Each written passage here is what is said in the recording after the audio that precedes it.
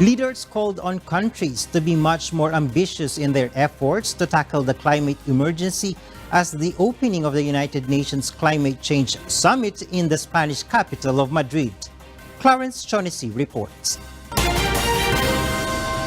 The United Nations Climate Change Summit COP25 has kicked off in the Spanish capital of Madrid.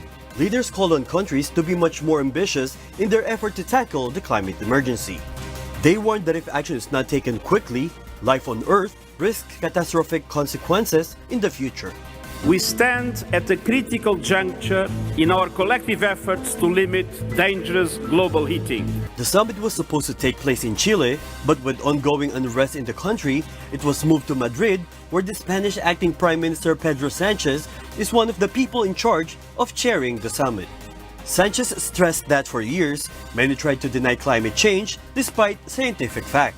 Fortunately, there's only a handful of fanatics that deny the evidence. Time has proved that in the face of alternative facts that some have spoken about to deny the climate emergency, the only alternative is to act on facts. The meeting in Madrid aims to expand national commitments from 2020 when the Paris Agreement comes into force. The South Korean president lamented that countries weren't doing enough to fight climate change. As Executive Secretary Espinosa has said, if we stay on our current path, we risk a sharp rise in global temperature increase this century, and I quote, "This will have enormous negative consequences for humanity and threaten our existence on this planet."